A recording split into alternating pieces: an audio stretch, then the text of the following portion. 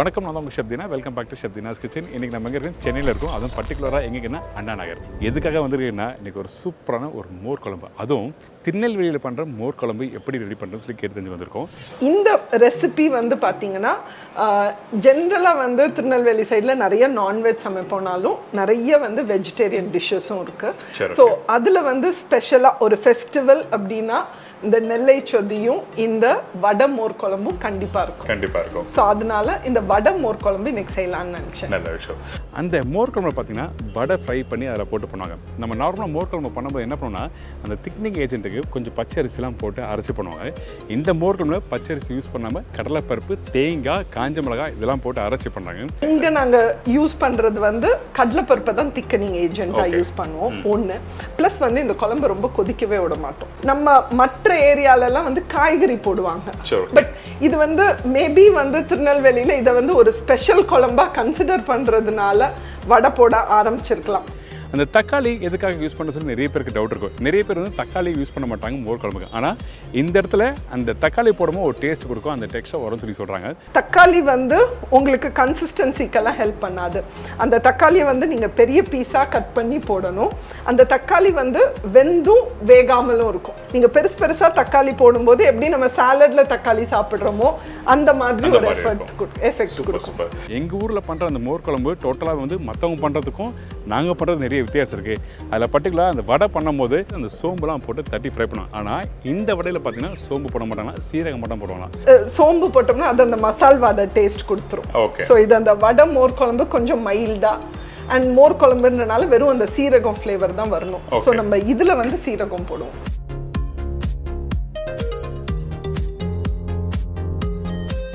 மோர் குழம்புனுடைய plant டேஸ்டோட அந்த வடையுடைய மொறுமொறுப்பு சேரும்போது நம்மளுக்கு வந்து ரொம்ப டேஸ்டா இருக்கு. சூப்பரா இருக்கு. ஸோ வாங்க போய் கேட்டு தெரிஞ்சுக்கலாம். அதுக்கு முன்னாடி இந்த ரெசிபி யார் பண்ணாங்கன்னா, நான் டாக்டர் நித்யா ஃப்ராங்க்லின். நான் வந்து ஒரு பீடியாட்ரிஷியன். பட் குக்கிங்கும் வந்து என்னுடைய ஒரு பயங்கரமான பேஷன். ஸோ அதனால தான் நான் மாஸ்டர் ஷெஃப் தமிழ்நாடுக்கு போனேன். அந்த மாஸ்டர் ஷெஃப் ப்ரோக்ராம் வந்து இவங்க வந்து செகண்ட் பிளேஸ் வந்திருக்காங்க. அதே மாதிரி எனக்கு தெரிஞ்ச குக்கிங்கை வந்து எல்லாருக்கும் காமிக்கணும் அப்படின்றதுனால தான் நான் யூடியூப் சேனலும் ஆரம்பித்தேன். வாங்க அவங்கள போய் மீட் பண்ணி அதுக்கப்புறம் இந்த ரெசிபி எப்படி ரெடி பண்ணுறது பார்க்க போகலாம். வணக்கம் மேடம். வணக்கம். எப்படி இருக்கீங்க? நல்லா இருக்கேன் சார். இப்போ இந்த மோர் குழம்பு பண்ணுறதுக்கு தேவையான பொருட்கள் என்ன பார்த்துடலாம். ஸோ இந்த மோர் குழம்பு பண்ணுறதுக்கு ஃபர்ஸ்ட் எடுத்தோடனே ஒரு 1/2 கப் கடலைப்பருப்பு வந்து நீங்கள் ஒரு 1/2 மணி நேரம் தண்ணியில் ஊற வச்சுக்கோங்க. இந்த வடை பண்ணுறதுக்கு இந்த ஊறின கடலைப்பருப்போட கொஞ்சம் இஞ்சி, ஒரு பச்சை மிளகாய் இதை தான் நம்ம அரைக்க போகிறோம். ப்ளஸ் அதோட வந்து ஒரு பெரிய வெங்காயம் நம்மளுக்கு வெட்டி போட வேணும். மசாலா அரைக்கிறதுக்கு ஒரு 1/2 கப் தேங்காய், 1 டீஸ்பூன் சீரகம், ஒரு 3லேருந்து 4 சிவப்பு மிளகாய், ப்ளஸ் அந்த ஊறின கடலைப்பருப்பு 1 டீஸ்பூன் போட போகிறோம். இது இல்லாமல் ஒரு 10 சின்ன வெங்காயம், ஒரே ஒரு நாட்டு தக்காளி, கொஞ்சம் கருவேப்பிலை, கொத்தமல்லி தழை, ஒரு பச்சை மிளகாய் வெட்டினது, கொஞ்சம் இஞ்சி சீவினது, ஒரு 1/2 டீஸ்பூன், 2 கப் மோர். இதுதான் வந்து நம்மளுக்கு தேவையான பொருள். தாளிக்கிறதுக்கு 1 டீஸ்பூன் கடுகு, கொஞ்சம் கருவேப்பிலை, ஒரு 4-5 குண்டு வரமிளகாய் ப்ளஸ் பெருங்காயம் இதெல்லாம் தேவை. கலர் கொடுக்க ஒரு 1/2 டீஸ்பூன் மஞ்சத்தூள். ஸோ நம்ம இந்த வடை பொரிக்கிறதுக்கு நான் காடியா கடலெண்ணெய் யூஸ் பண்ண போகிறேன். அதே மாதிரி இந்த குழம்பை தாளிக்கிறதுக்கு காடியா நல்லெண்ணெய் யூஸ் பண்ண போகிறேன். ஸோ இந்த குழம்புக்கு நம்ம அரைக்க வேண்டிய விஷயங்களை ஃபர்ஸ்ட் அரைச்சிடலாம். ஸோ இந்த வடைக்கு வந்து நம்ம ஊற வச்ச அந்த கடலைப்பருப்பு, இஞ்சி, பச்சை மிளகாய் இதை ஒன்றா அரைச்சிட்டு வந்துடலாம். அதே மாதிரி இந்த மசாலாவுக்கு தேவையான அந்த தேங்காய், சீரகம், கொஞ்சம் கடலைப்பருப்பு, வரமிளகாய் இந்த பேஸ்ட்டையும் நம்ம ரெடி பண்ணிட்டு வந்துடலாம். அதாவது அந்த தேங்காய், சீரகம், காஞ்ச மிளகாய், கடலைப்பருப்பு வந்து குழம்புக்கு, இந்த கடலைப்பருப்பு வந்து வடைக்கு. ஓகே. ஸோ ரெண்டையுமே ஒரே மாதிரி அரைச்சிட்டு வந்துடலாம். இவ்வளோ அழகாக சொல்கிறாங்க பார்த்தீங்களா, நின்று நிதானமாக அழகாக அந்த உச்சரிப்பு சூப்பர். இந்த கடலைப்பருப்பு அரைக்கும் போது கொரன்னு அரைக்கணுமா இல்லை கொஞ்சம் நைஸாக அரைச்சிக்கணுமா? கொஞ்சம் கொரன்னு தான் இருக்கணும். ரொம்ப கொரன்னு இருக்கக்கூடாது. பட் ஓரளவுக்கு நம்ம யூஸ்வலா பருப்பு வடைக்கு அரைக்கிறத விட கொஞ்சம் நைஸா இருக்கும். நைஸா இருக்கு. சரி, ஓகே.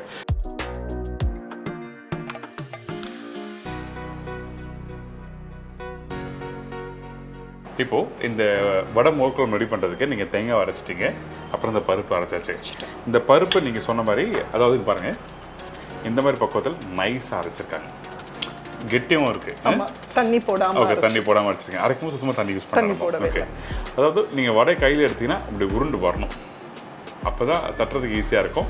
இந்த மாதிரி நைஸாக அரைச்சிக்கங்க. இது ரொம்ப முக்கியமான விஷயம். சில பேர் வந்து வடை மாதிரி மாவு அரைக்கும் போது கொஞ்சம் தண்ணியான பேருக்கு போடுவாங்க, உடைய ஆரம்பிக்கும்.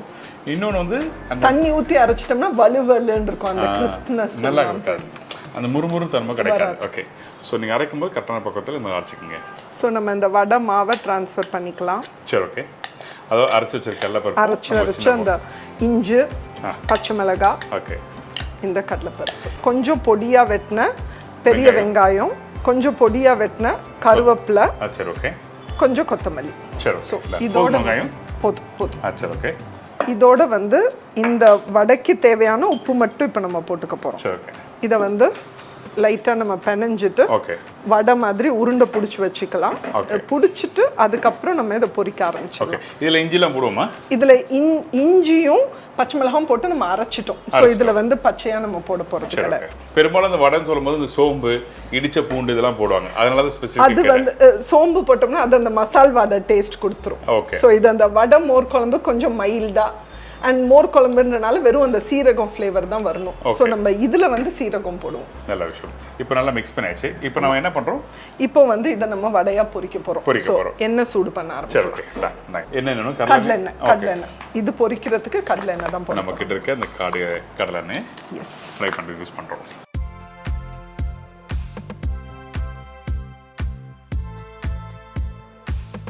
சைடில் வந்து இப்போ வந்து அந்த தேங்காவை அரைச்சி வச்சிருக்கீங்களே. ஆமாம், நம்ம குழம்ப வந்து கூட்டி வச்சிடலாம் இந்த எண்ணெய் சூடாகிற டைமில். சரி, ஓகே. அதுக்கு முன்னாடி இந்த அரைச்சிருக்க பக்குவம் சொல்கிறீங்களா? எனக்கு இந்த மாதிரி கொஞ்சம் குறக்குறன்னு தான் இருக்கணும். குறக்குறன்னு தான் இருக்கணும். இன்கேஸ் நான் கொஞ்சம் நைஸாக அரைச்சிட்டேன்னா என்ன ஆகும்? கொஞ்சம் அந்த குழம்புல அந்த வலுவலுப்பு தன்மை வந்து கொஞ்சம் ஜாஸ்தி இருக்கும். ஏன்னா இதில் வந்து நம்ம 1 டேபிள் ஸ்பூன் கடலைப்பருப்பு போட்டிருக்கோம். இப்போ வந்து எண்ணெய் ஊற்றியாச்சு. இப்போ சைடில் நம்ம வந்து குழம்பு வந்து ஃபர்ஸ்ட் கூட்டி கொடுக்க போறோம். அதுக்கப்புறம் தான் கடைசியில் தாளிக்க போறோம். என்ன பண்ண போறோம்? இங்க வந்து 2 கப் தயிரை வந்து நான் கொஞ்சம் தண்ணி ஊற்றி நம்ம மத்துல கடைஞ்சு வச்சிருக்கேன். ஸோ இந்த மோரை வந்து நம்ம எந்த இதுல குழம்பு வைக்கிறோமோ அதுக்கு டிரான்ஸ்ஃபர் பண்ணிடுறோம். அந்த தயிரோட தன்மை, அதாவது புளிப்பு தன்மை எப்படி இருக்கணும்? மைல்டு புளிப்பு தான் இருக்கணும். பட் ரொம்ப புளிப்பே இல்லாமல் இருந்தால் டேஸ்டே இருக்காது, சப்புன்னு இருக்கும். ஏன்னா நம்ம புளிப்பு தன்மைக்கு வேற எதுவுமே இதில் யூஸ் பண்ண போறது கிடையாது. அதனால அது நைட்டு போட்ட தயிரை ஒரு மத்தியானம் போல நீங்க குழம்பு யூஸ் பண்ணிக்கலாம். சரி, ஓகே. ஸோ இதோட வந்து இப்போ நம்ம அரைச்ச பேஸ்ட், இந்தாங்க அரைச்சி வச்சிருக்க பேஸ்ட். ஸோ இந்த அரைச்ச பேஸ்ட்டை வந்து நம்ம இந்த இதில் வந்து ஆட் பண்ணிடலாம். சரி, ஓகே. இந்த குழம்பு வந்து நம்ம ரொம்ப கொதிக்க வைக்க மாட்டோம். ஸோ நம்ம தண்ணி ஊற்றி அதுக்கப்புறம் அந்த தண்ணி வத்துற வரைக்கும்லாம் நம்மளுக்கு வெயிட் பண்ணாது. பட் ஒரே ஒரு விஷயம், நம்மளுடைய வடை ஊறும்போது கொஞ்சம் அந்த ஈரத்தன்மையை இழுத்துக்கும். ஸோ அதனால வந்து ஓரளவுக்கு தண்ணியாக இருக்கணும், பட் ரொம்ப தண்ணியாக இருக்கும். நல்ல விஷயம். ஸோ இது யூஸ் பண்ணிருங்க. ரொம்ப முக்கியம். இப்போ நம்ம ஹெல்த் பாயிண்ட்ல வந்து என்னன்னா, இந்த குழம்பெல்லாம் வந்து நம்ம ரொம்ப கொதிக்க வைக்க போறது இல்லை.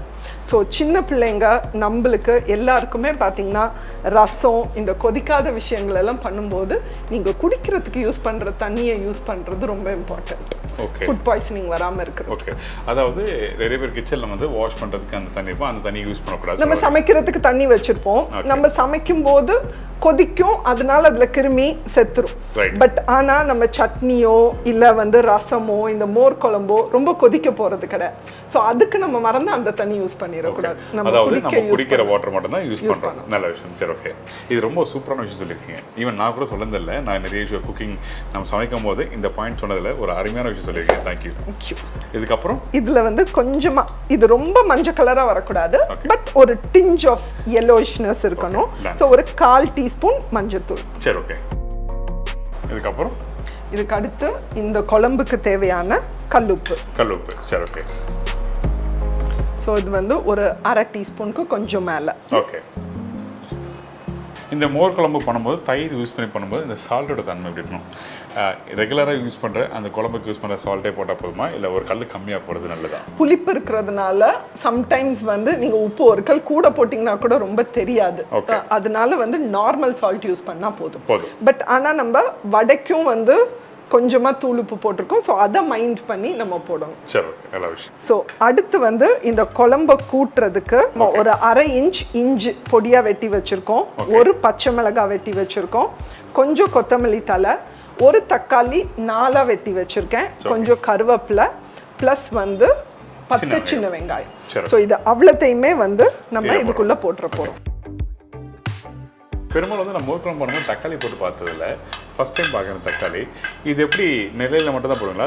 திருநெல்வேலி மாவட்டத்தில் நெல்லையில் வந்து இது போடுவோம். இது எப்படின்னா தக்காளி வந்து உங்களுக்கு கன்சிஸ்டன்சிக்கெல்லாம் ஹெல்ப் பண்ணாது. அந்த தக்காளியை வந்து நீங்கள் பெரிய பீஸாக கட் பண்ணி போடணும்.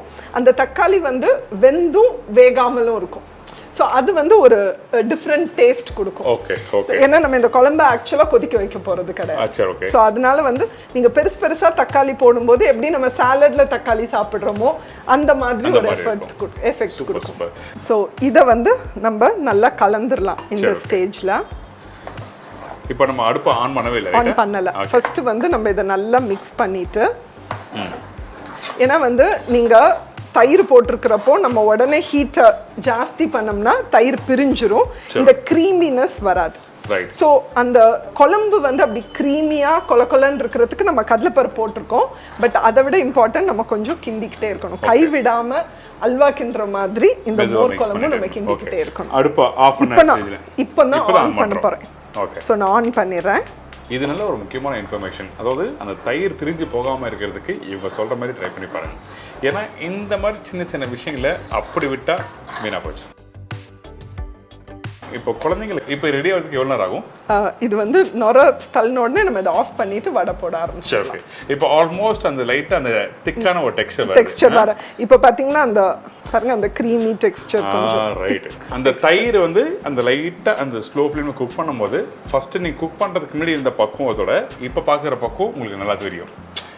இப்போ என்ன எவ்வளோ ஆகும் ரெடி ஆகுதுக்கு? இது வந்து இன்னொரு 2 minutes தான். 2 minutes ஆகும். 2 minutes தான். அதுக்கப்புறம் இதை நம்ம தாளிச்சிட போகிறோம். தாளிச்சிட்டு வடை போட்டுடலாம். சரி, ஓகே. இப்போ ரெடி ஆகட்டும், உங்களுக்கு அதுக்கப்புறம் காமிக்கிறேன் என்ன மாதிரி பக்குவத்தை கரெக்டாக அந்த மோர் குழம்பு ரெடி ஆகிருக்குன்னு சொல்லிட்டு. ஸோ பாருங்கள் லைட்டாக கொதி வர ஆரம்பிச்சிருச்சு. ஸோ இந்த ஸ்டேஜில் வந்து நம்ம குழம்பை வந்து இறக்கி வச்சுட்டு, ரொம்ப நேரம் கொதிக்கக்கூடாது, இறக்கி வச்சுட்டு தாளிப்பு ரெடி பண்ண ஆரம்பிச்சிடலாம்.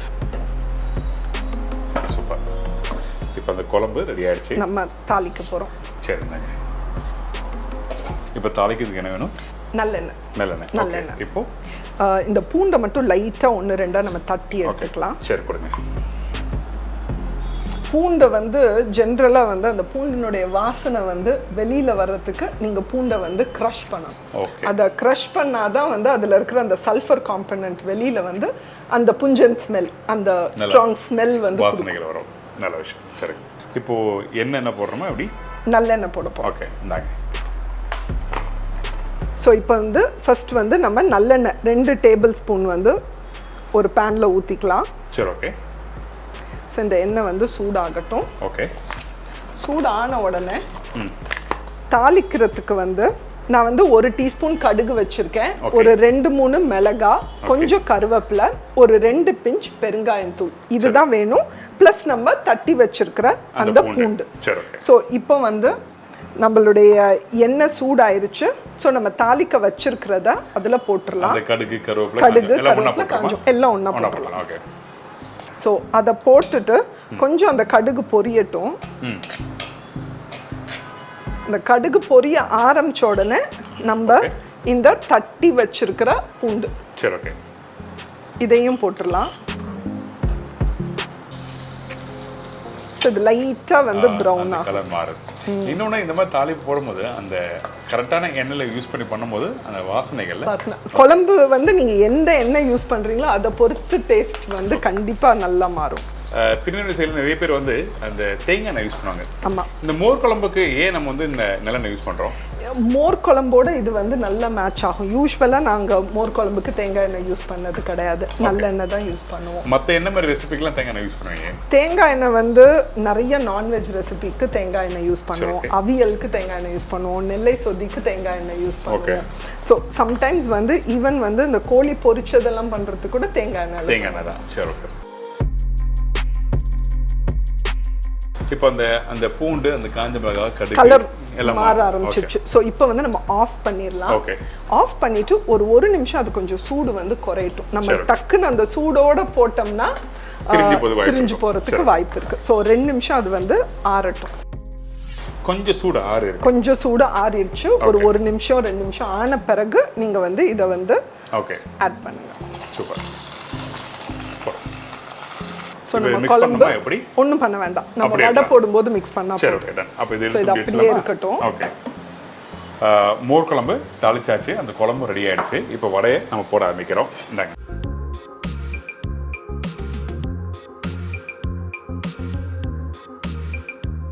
இப்போ வந்து நம்ம அந்த உருண்டை பிடிச்சதை லைட்டா தட்டி நம்ம வந்து எண்ணெயில போட்டுடலாம். சரி, ஓகே.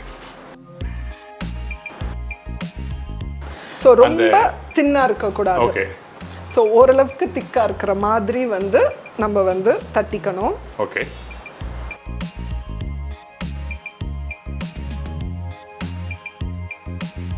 அவ்வளோதான். இன்னொன்று, அந்த வடை ஃப்ரை பண்ணும்போது நிறைய பேர் வந்து என்ன கொஞ்சம் அதிகமாக போட்டுருவாங்க. அதிகமாக போடுறதும் ஒன்றும் தவறு எதுவுமே இல்லை. ஆனால் அந்த கரெக்டான சூடில் திருப்பணும். ஆனால் உடனே வந்து திருப்பக்கூடாது. ரைட்டா இல்லையா? ஆமாம், உடனே திருப்பினீங்கன்னா எல்லாம் உடஞ்சிரும். திருப்பும்போது பார்த்தீங்களா, நான் சொல்கிறதுக்கு முன்னாடி பாருங்கள், இந்த கண்ணி எப்படி பிடிச்சி வச்சுருக்காங்க பாருங்களேன். ஸோ இந்த மாதிரி கரண்டி வச்சு பின்பகுதியில் அப்படி திருப்பும் போது உடையாமல் இருக்கும். இப்போ அந்த வடையும் ஒன்று மேலே ஒன்று அப்படியே மெதுவாக அப்படியே எலும்பி வருது. ஓகே. ஸோ பாருங்கள், இப்போ ஒட்டாமல் எல்லாமே குக் ஆக ஆரம்பிச்சிருச்சு.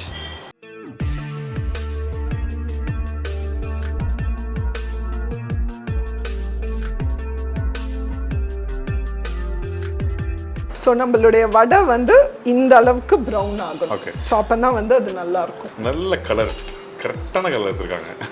ஸோ இந்த கலரில் இந்த ப்ரௌன் கலர் இருக்கணும். ஸோ தட் உங்களுக்கு மேலே வந்து கிறிஸ்பியாக இருக்கும் ஊறினா கூட. பட் உள்ளுக்குள்ளே வந்து அது அந்த மோரினுடைய இதை வந்து அது உரியணும். அதனால தான் நம்ம கொஞ்சம் திக்காகவும் போட்டுருக்கோம். விட்டீங்கன்னா இங்கே இருக்கலாம் வடை சாப்பிட்ருவாங்க. பார்த்துட்டே இருக்காங்க பாருங்க. இங்கே இருக்க டீம்லாம் பார்த்தீங்கன்னா அந்த வடை சாப்பிட்டு ரெடியாக இருக்காங்க. வெளியே வர நல்ல மழை. இப்போ இந்த வடையும் எடுத்தாச்சு. இதுக்கப்புறம் இதை டேரக்டாக போட போகிறோம். இப்போ இந்த வடையை வந்து நம்ம சூடோட போடலாமா? சூடோட போடலாம். ஓகே. இனிமேல் ஒன்றும் ஆகாது. சரி. ஸோ இப்போ நம்மளுடைய குழம்பு ரெடி ஆயிடுச்சு, நம்மளுடைய வடை ரெடி ஆயிடுச்சு. ஸோ வடையை வந்து நம்ம ஒன்று ஒன்றா அந்த குழம்புல போட்டுற வேண்டியது.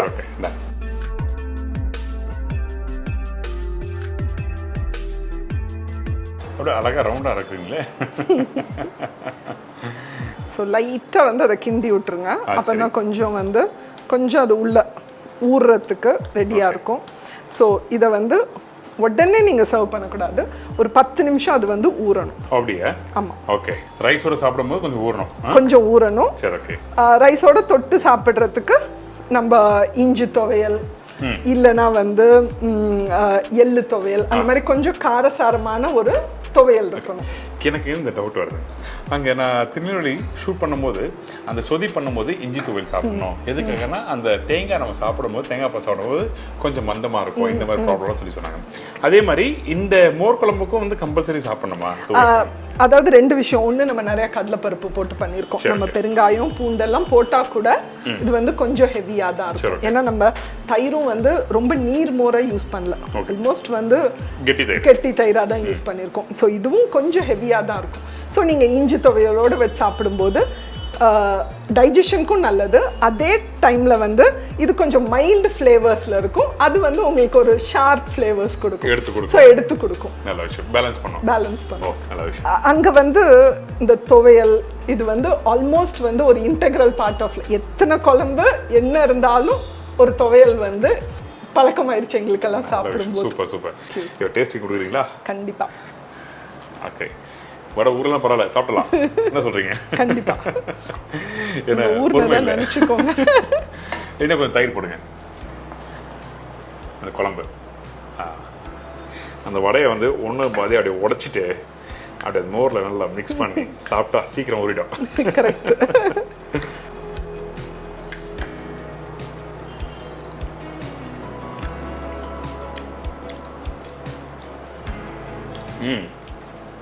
சூப்பர்.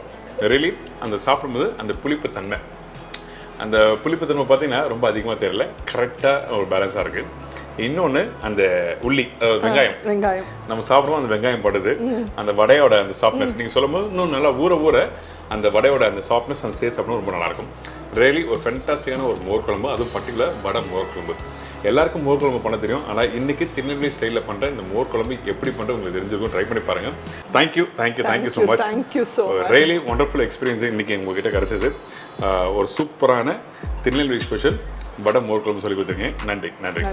தேங்க்யூ. இதே மாதிரி இன்னொரு நாள் இன்னொரு ஊரில் ஒரு புது ரெசிபி சந்திக்கிறேன். நன்றி, வணக்கம். See you, bye-bye. Take care.